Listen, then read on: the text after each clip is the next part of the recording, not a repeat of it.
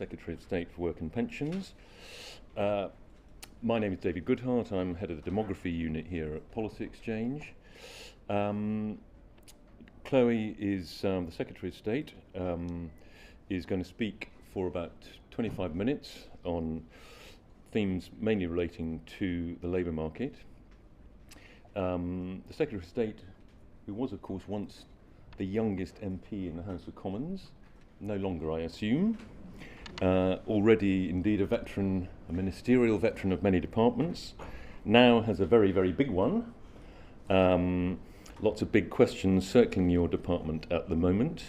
Social security and pensions consumes, I think, it's about 1/4 of the entire public spending budget, 220 billion. So when people are looking for savings, they do look in your direction. I should say now that the Secretary of State is not going to want to answer questions on this morning's announcement about the mini budget, but there are still lots of very important and relevant questions about the themes she will be speaking about. The mystery of the 500,000 mainly elderly people who have dropped out of the labour market, what to do about that, and indeed what to do about labour shortages in many sectors. Anyway, that's enough from me. Over to you, Secretary of State. And we will have the Secretary of State, as I think I said, will speak for about 25 minutes. We will then have questions for 10 minutes or so afterwards. And if possible, mainly on the theme of what the Secretary of State is talking about. Over to you. Thank you very much.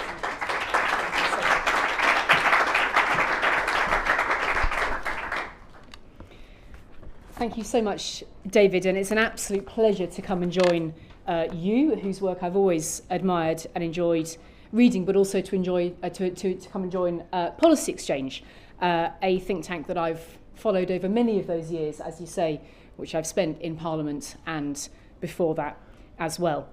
Can I just confess to something before I start, which is that I hope not to have a Theresa May style moment during this. I've got the last round of conference flu or something like it. So if I have to break for a gulp of water, then I know you'll bear with me. Getting straight to it then, David, this government's mission is to grow the economy, to drive prosperity and deliver opportunity for all. And for me, this is about jobs. Delivering that agenda is all about tackling economic inactivity and putting the incentives in place to make sure we help as many British workers into work as possible. In practical terms, that means providing the tools, support and incentives to ensure people can start, stay and succeed in work, so that whatever a person's age or career stage, everyone has the chance to fulfil their potential and build greater security for themselves and their families.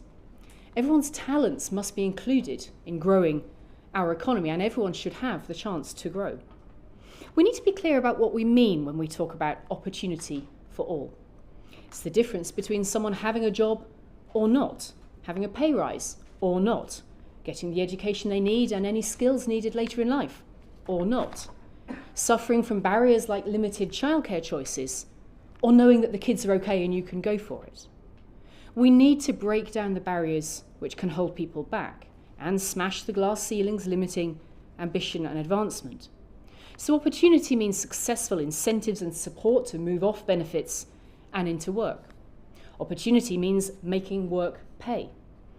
It's by helping people increase their own spending power, improve their well-being and enhance their life choices that this government's growth plan will deliver in the practical, real world.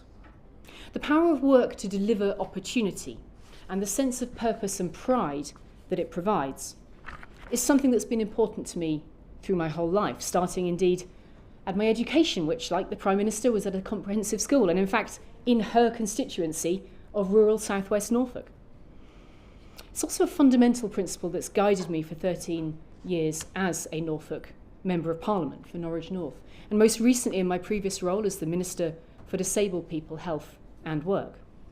Now as Secretary of State for Work and Pensions, I'm absolutely determined to use all those experiences, first and foremost to tackle our labour market shortages, but of course also to protect the most vulnerable in society.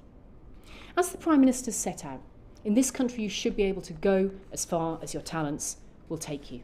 No one should be left behind, no one should feel they're at a dead end, nobody should be written off from achieving their potential. Over the last 2 years, as a country, we have faced significant obstacles. We saw real challenges to lives and livelihoods during the pandemic, and we now have the economic headwinds that have stemmed from Putin's acts of aggression in Ukraine. Of course, I'm primarily here today to talk about my department's role in achieving growth. I'd also like to start actually by reflecting on how proud I am of DWP's work in supporting the most vulnerable during the cost of living crisis that's followed from these events. For example, my teams have played key roles in ensuring that the cost of living payments have gone out, which offer targeted support for around 8 million low-income households, and most recently the one-off disability payment to 6 million people. The government is also shielding households and businesses from high energy bills through the energy price guarantee, which will mean a typical household energy bill shouldn't be more than around £2,500 this winter and next per year, enabling the typical household to save an average of £1,000 a year on their energy bills. These interventions are necessary and important, but the best way, the surest and most sustainable way to increase people's living standards and put them on a track to success is to help them into a good job. And that's why we have to get Britain working, moving and growing. We're going to get going through renewing our focus on helping people to move into and, crucially, to progress in work. Like the British people themselves, our labour market has remained resilient through the pandemic and beyond. In fact, Tuesday's labour market statistics show that the number of people on company payrolls is at a record high and unemployment is at its lowest rate since 1974. There is no doubt that this is good news, and it reflects the focus that we have placed on protecting, creating and supporting jobs, including the efforts of our work coaches and job centres all around the country to get people into work. I'd like to thank all those people in my teams who are dedicated, and I think a few might even be in the audience here today. But challenges remain, and we must not stop there. We have very high numbers of vacancies still, 1.2 million and over. Those unfilled posts represent unfulfilled potential for people, of course, and for the economy as a whole. So my mission is to help businesses up and down the UK to fill the vacancies that would otherwise mean they can't grow. At the same time, we have many thousands of people looking for work, but who are not moving into work. We've also seen a rise in the number of people who are economically inactive, meaning they're neither employed nor unemployed, and some who've left the world of work altogether. Now, this combination of circumstances here is holding back people who deserve a chance. It's holding back opportunity, it's holding back British employers, and it's holding back economic growth.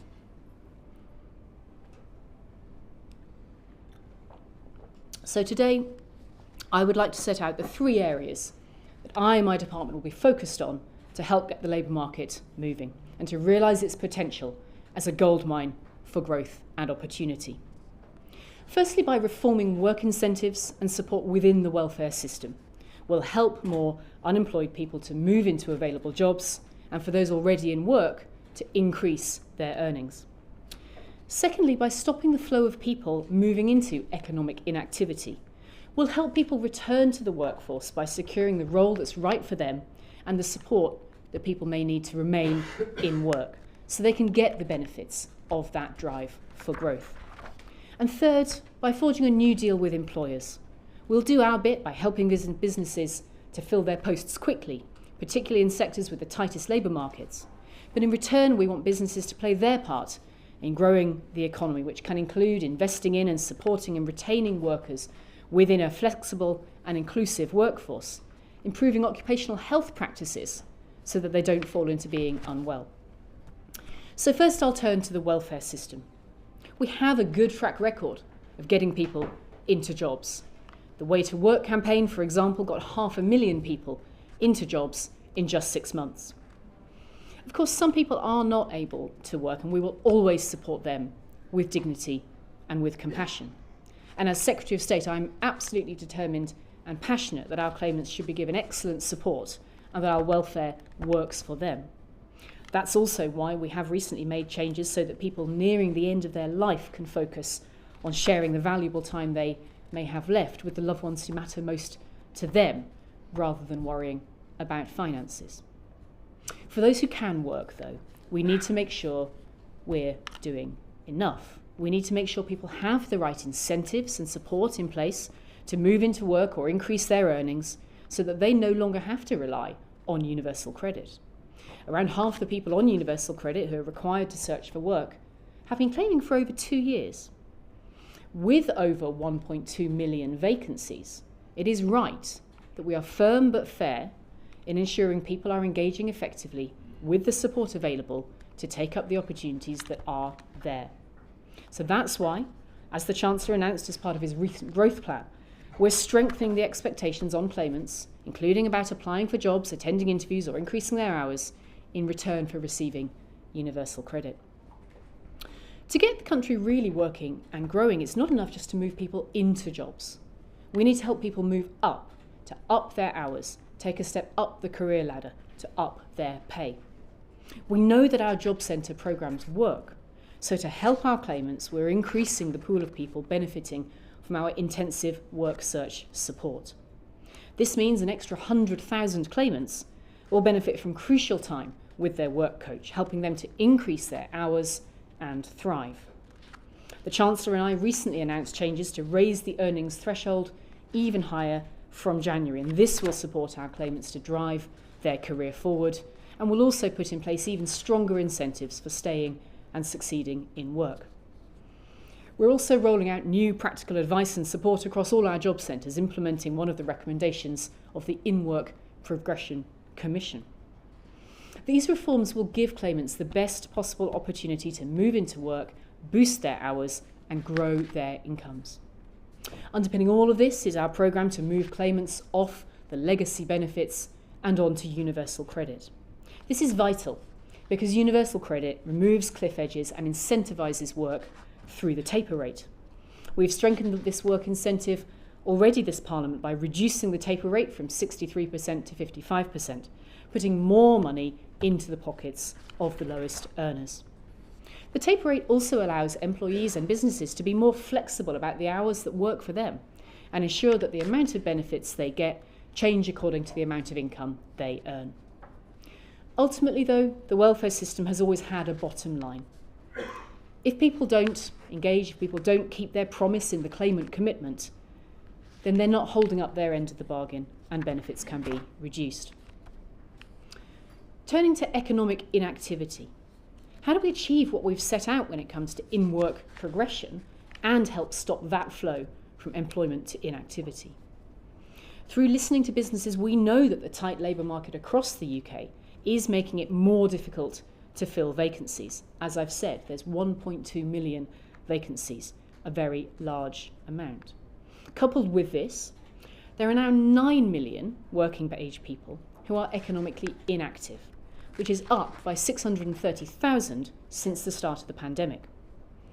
While we have lower rates of inactivity than the OECD average, they've not returned to pre-COVID levels like other countries have seen, reversing the downward trend in inactivity which the UK saw in the 2010s.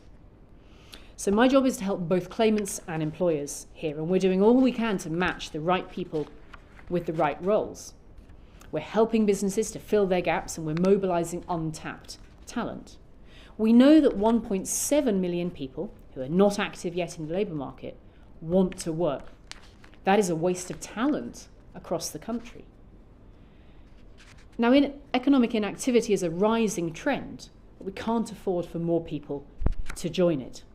It stands at 9 million, as I say, but just this week, new figures suggest that 250,000 more people joined that number. So it now stands at well over a fifth of the working age population. Let me turn to who makes up this number. Almost 2.5 million people are students. A further 2.5 million people are long-term sick. This is in addition to the 1.7 million people who are looking after somebody and almost 1.2 million working age people who have retired. Now, each person within those numbers, behind those statistics, will have their own story. But in each case, they might be held back from securing a fulfilling job that they want. And this is all despite the outstanding progress we've made in increasing labour market participation, particularly of disabled people. For example, we not only met but exceeded our 2017 manifesto commitment to see 1 million more disabled people in work over 10 years. In fact, we saw that happen in just 5 years. But it's not only getting disabled people into jobs, but making sure their workplace and society is accessible as possible. When I was the Minister for Disabled People, I saw how deaf people too often were left out, too often excluded in work, education, or wider society. And that's why I was so proud to help lead the changes represented by the British Sign Language Act, along with my friends cross-party like Rosie Cooper MP. But we need to do more to help disabled people or those looking to return to work after suffering from a long-term health condition. Perhaps it's a moment to touch on my own return to work following a period of sickness. In October 2020, I was diagnosed with breast cancer, particularly poignant this year again because October is Breast Cancer Awareness Month. I'm stood here as one of the lucky ones. Caught it early, able to get the treatment that you need to go on, I hope, to live a long and healthy life. But I also understand what it's like to return to work after being ill. And I'm committed to putting in the measures in place to help others with what they may face. So that's why we're investing £1.3 billion over 3 years in more targeted employment support for disabled people and people with health conditions. I've come to see the extent to which the health and disability benefits system can itself be something of a barrier to employment, because it generally focuses on what people cannot do instead of what they can. And I want to turn that on its head, so we're focused on what people can do, so they're supported to take up the opportunities that are right for them, that they deserve, guided by the knowledge that employers need their talents. With this can-do approach, I think we can achieve some more incredible things together. I want to turn next to older workers. Older workers have a wealth of experience that is crucial to our labour market. That experience is a key part of the diverse workforce that we need to be able to deliver growth. Government and business must work together to do all we can to support older people to stay in the labour market. Both recruitment and retention are very important. In my department, we understand the value that older workers bring, and provision already exists to help them be part of growth. For example, our new and refreshed 50-plus Champions Network provides dedicated support to work coaches across all of the job centres in the country. Supported by these champions, DWP is expanding the delivery of the government's midlife MOT, which encourages those 40 and above to take stock of their finances, skills and health. That's both of us then, David, as I'm now definitely 40 and above. We're building on this solid base of support, with even more help announced in the cross-government growth plan to support older workers to get jobs. We're stepping up support for the over 50s with millions of pounds of measures to help tackle joblessness, including referring those who are long-term unemployed to our Restart programme so they get the support they need to find a job. As I set out briefly before, in return for the government helping businesses to fill their vacancies, we're expecting employers to invest in their workforce's progression and health. And doing so is a crucial step to ensure that we don't face similar labour market challenges in the future. We can pull out all the stops to help businesses fill their vacancies. We need employers to help people to start and stay and succeed. Businesses can play their part in reducing inactivity and growing the economy by making the labour market more accessible and inclusive. Many already do. On top of helping prevent people from falling into unemployment due to sickness, this means recruiting people based on attitude and potential, seeing past disabilities and age. It means making reasonable adjustments, which are the right thing to do, and also which help to retain workers and cost a fraction of the costs of recruiting replacements. It means investing in the workforce in terms of training and supporting career options. This will enable workers to progress into better paid and better quality jobs while also enhancing growth and productivity. This in turn delivers more jobs, higher wages and the economic growth to fund vital public services and allow us in turn to put more money into the pockets of hard-working people. A healthy workforce supports a healthy and growing economy. Sickness absence has been found to cost employers an estimated £9 billion a year, and that was before the pandemic. We know this holds businesses back, which in turn holds back growth. To underline once more, out of that 9 million economically inactive group, around 2.5 million people are long-term sick, which is up by 378,000 since before the pandemic. Many employers are doing great work to support the health and well-being of their workforce. But to truly address this issue and prevent even more people being inactive due to long-term poor health, and to prevent even more businesses facing shortages in what they can recruit and the talent that they need, more needs to be done. So this is why we've set out plans to reform the occupational health market, to support employers, particularly smaller ones, to purchase high-quality and cost-effective occupational health services. I think most businesses understand this, and for really good reason. I'm aware of the challenges for small businesses in particular in delivering high-quality occupational health, but I want to help them by aiming high. Every business will want to make great provision available for employees. We know that one of the biggest causes of people being long-term ill is mental ill health. And so to counteract this, I'm delighted that there are some great examples of small companies who are really going the extra mile to look after their staff. As an example, you could see Sawdays, a Bristol-based travel company that employs 65 people. The company has a number of policies in place to support well-being, including up to 4 sessions of private counselling for anyone who may need it, a trained mental health first aider in each team, and contact with a mental health support specialist. Another principal cause of people becoming long-term sick is musculoskeletal issues. But again, there are things employers can really do to help in that area. For example, aware of the detrimental impact of spending many hours in front of the computer, the Cornwall-based print supplier Forms Plus have organised an On Your Feet day where every hour staff get together to do 2 minutes of exercises. When businesses put in place a holistic approach to looking after their staff, it increases the chance that common issues will be avoided, talent can be retained, people have a better opportunity to reach their potential, and the company will thrive. So I challenge all employers to join me in rolling out the best provision that they can. So I am determined, in conclusion, that DWP needs to play its full part in delivering a new era for Britain focused on growth. To go further and faster, we need to work across the government and be led by the evidence. By reforming welfare to create stronger incentives, extra support and clearer expectations on people to move into work and to increase their hours, because a good job is the best way to be resilient against changes in the cost of living.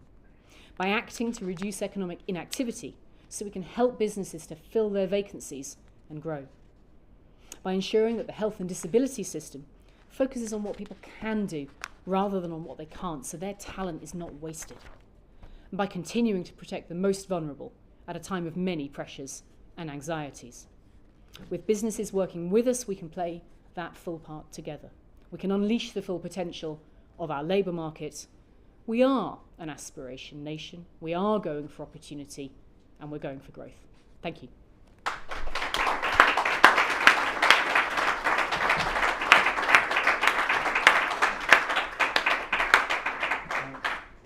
Thank you very much, Secretary of State. Very useful overview of your thinking. Can I just ask the first question? You did touch on this, but we've heard a lot about work incentives in recent discussions about tax. And as you know, one of the biggest changes to our welfare system came at the end of the 1990s when we introduced in-work benefits. I think something like 40% of people on universal credit are actually in work. And I mean, I think you mentioned that the taper rate has been reduced, but there are still there are still poverty traps. I mean, there's still big disincentives for people to add to their hours. I mean, can you tell us a bit more about your thinking on that? I mean, do we know how many households are affected by those kinds of constraints? It's a really important question, David. It absolutely is, and I've been watching very closely the results coming through in terms of that taper rate change that has most recently been made. I think that will be very, very important and helpful. There are other things as well, in addition to those sort of big structural elements of the system. There are other things in addition that we can be looking at. And that's why I've touched on things like the claimant commitment, which is where you have that conversation with a claimant who is also a job seeker in terms of how to get the right outcome for them. And with that goes more time from work coaches. So this is something you saw reinforced in the growth plan recently, where we announced more work coach time across various sections of the claimants on universal credit.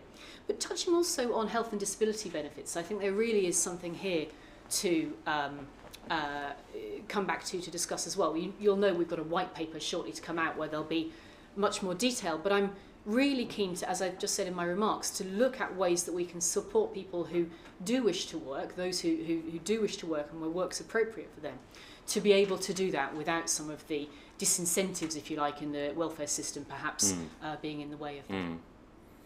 Good. Well, let me open it up. And I should have said earlier, obviously people who are watching online, you can pose questions. I can see them on this screen here. But let me go to the floor here. If you are asking about more general political events, perhaps you could at least sort of frame it in a kind of DWP-ish way. Let me see who... lady in red over there.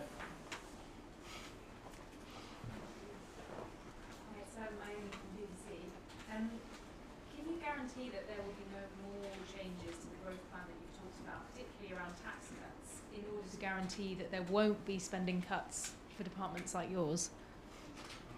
Thank you for the question, Ione. As I think David referred to at the beginning, I think you know that I'm not in a position to answer your question this afternoon. I'm going to have to say that quite straightforwardly to you and anyone else who would like to ask the same question. As you know, that will be a matter for the Chancellor to announce in due course. Lady at the front here.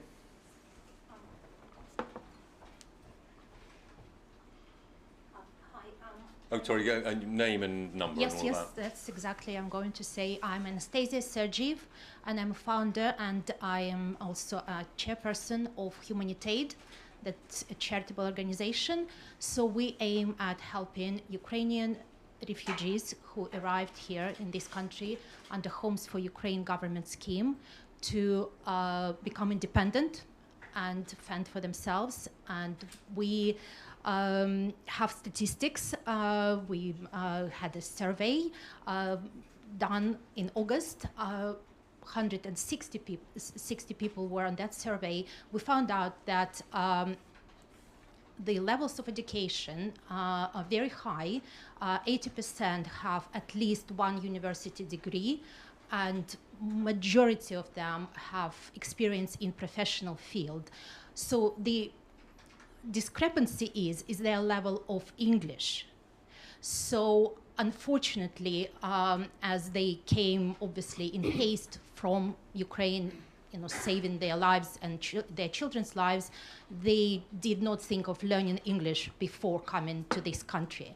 So majority of them have very low... Question? Yes. Yep. The question is, are you considering this cohort of very professional, highly educated people, they're young women, 30 to 45 years old, with low level of English, are you considering upskilling them and helping them to learn enough language to join our forces? Great. What a great question. And first of all, thank you for everything that your organisation and others have done to support people in a truly dreadful hour of need. So it's great to have you here with us this afternoon. Yes, I would expect in general that there are ways that our job centres can help your members and others. If there are not, it's something I'd be like to look into. The avenue I would expect this to go down is how we support adults in later life who need to change their skills or who need to have a particular course of training for a particular thing. As you're saying, this is specifically about a language question rather than a different skills question. But I think that there is likely to be the answer here available both in through what we do in the job centres, but also what is actually more generally available in the community and across the country. It's something I will keep on looking into, not only for Ukrainians, of course, but more generally, because we need to be able to have adults able to move and change job in later life for all the reasons that I've been setting out, which is that to be able to make progress, to get to the career that you might wish to have, to be able to earn more for you and your family, sometimes extra skills or indeed language will be needed, and therefore it's what we're interested in helping to supply. Sorry, can I just add one little thing? So there are no provisions for English lessons in the... That's fine. Let's take one question from our online audience. Can we do that, Oscar? Charlotte White from the John Lewis Partnership. Hi there, can you hear me? Oh yeah, it works. Yeah. Speak. Oh, wow, Speak, you have the Charlotte. technology policy exchange. Hi there, Secretary of State. Two kind of related questions for me. It was really interesting to hear what you were saying about the role of employers in terms of supporting people into work and supporting people to stay in work, and particularly the question of long-term health conditions. We did a lot of work with your department pre-pandemic on this, and we saw some really welcome changes as a result. One of the things that we found was that actually the lost productivity from musculoskeletal conditions and mental health conditions in terms of not supporting people early and wait until they hit crisis point would be roughly about 90 billion by 2025. This was pre-COVID, so these figures are quite old now. But what we found was that actually if you support employers to intervene to support people early while they're in work, then you could almost half that lost productivity. We saw some great changes in terms of around mental health, but actually the without getting too technical, the kind of tax incentive to support employers to intervene on musculoskeletal conditions really only kicks in after someone's been off work for 28 days. So I think there's a big opportunity to... Charlotte, can you get to a question? Yeah, of course. So I guess I'd be interested in whether the government would consider looking at that again, and also how what you think about working with other departments like the Department for Education on how we could use some of the unspent apprenticeship levy creatively to support some of the different cohorts that aren't currently economically active or in work into work through vocational training and skills. Charlotte, thank you. Can I just check, are we, for these questions, are we talking to these cameras over here? I think I'm looking at Charlotte, I hope, while I try and answer Charlotte's question. Yeah. It's a great question. It's absolutely a great question. And you happen to be asking it from a large employer, but as I said in my remarks, it's vital actually up and down the scale of size of employers, all of this. I think there is more to do to look at the points that you raise. Statutory sick pay comes into this, as I think you may have referenced there with mentioning what happens to people after a few weeks perhaps of having been unwell. And we need to look at this in the round to make sure that we've got the incentives working the right way. That's what I'm really calling on employers to think about in reaction to the remarks I've made today. That's the partnership here that is really capable of being brought about, because it's in employers' interests, it's in the employees' interests, it's in society's interests, it's in everybody's interests to have a workforce that is engaged, correctly skilled, and healthy, and therefore able to enjoy the roles that your company and others can offer and enjoy all the benefits of work. Without that, we see this problem that we've got in terms of the tightness of the labour market. Businesses unable to fill vacancies because people are not necessarily staying in work. So it's recruitment and retention, as I mentioned, and there's much more to be done here with employers hand in hand. Great, thanks. We haven't got very much longer, so I'm going to take 2 or 3 questions together. Man in pink shirt and glasses. Hold on a sec. Mark Norbury from Unlimited, with a leading supporter of social entrepreneurs, and I'm interested in your perspective on how social enterprises, which are essentially high-growth SMEs, offering inclusive work, play a role in the kind of growth that you see jobs offering, because they work on both the supply and the demand side of the labour market. If you want to, if you need to. So who else have we got? Gentleman at the back in glasses. Hello, I'm Rob Lyons. I'm one of the organisers of the Battle of Ideas Festival, which is happening over there in Church House this weekend. One of the debates that we're doing is called Work Shy and Retiring, Have We Fallen Out of Love with Work? And I was interested in what you think about the effect of the pandemic and the lockdowns on people's attitudes to work, and this idea of the Great Resignation. And is there anything government can do to turn that around? Because obviously that will have an impact on our economic performance if a lot of often experienced workers have decided to retire early or drop out of the labour market. Great. I can't even see from here. Blue, and then man shaking his hand.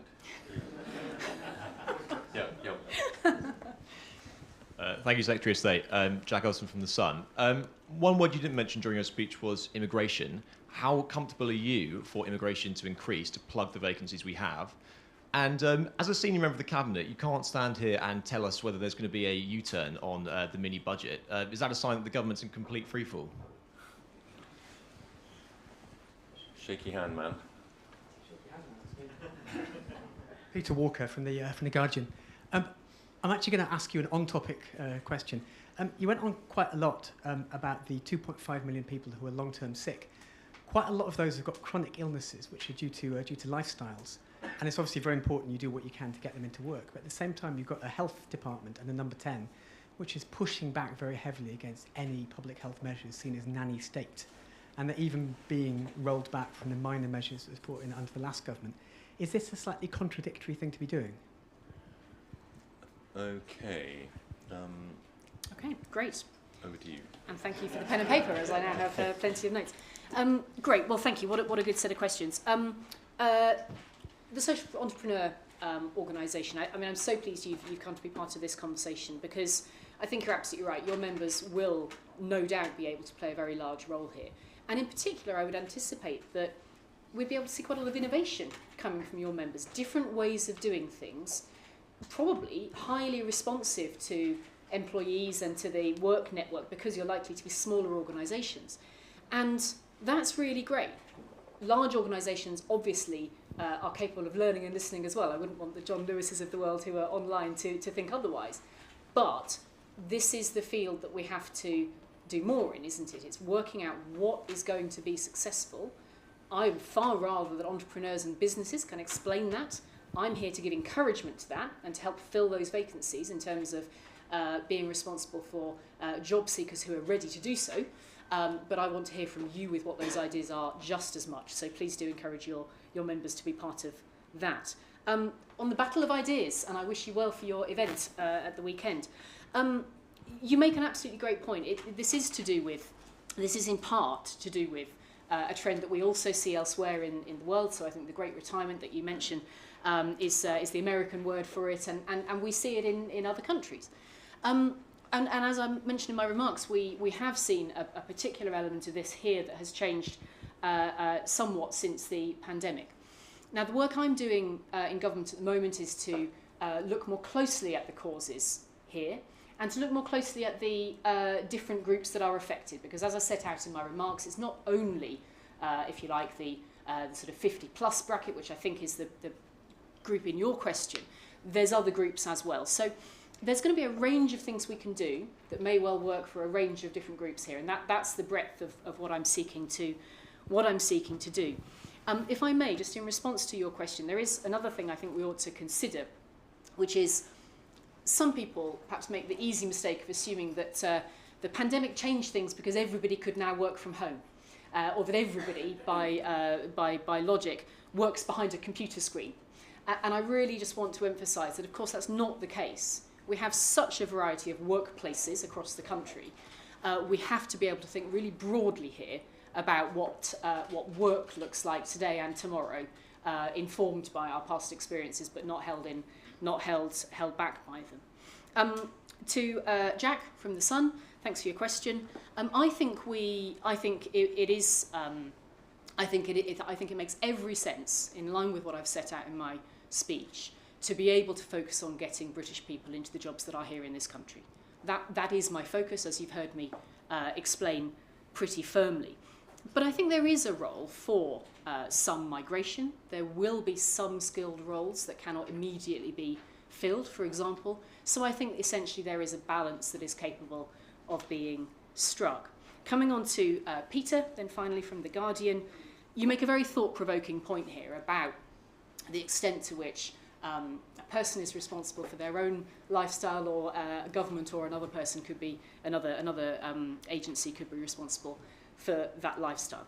My job in all of this is actually to do what's needed to help a person into the job that's right for them. That's what we do in our job centres up and down the land. Every job seeker will be able to have the kind of advice and support that helps them make that move into a job. There's various ways in which we do help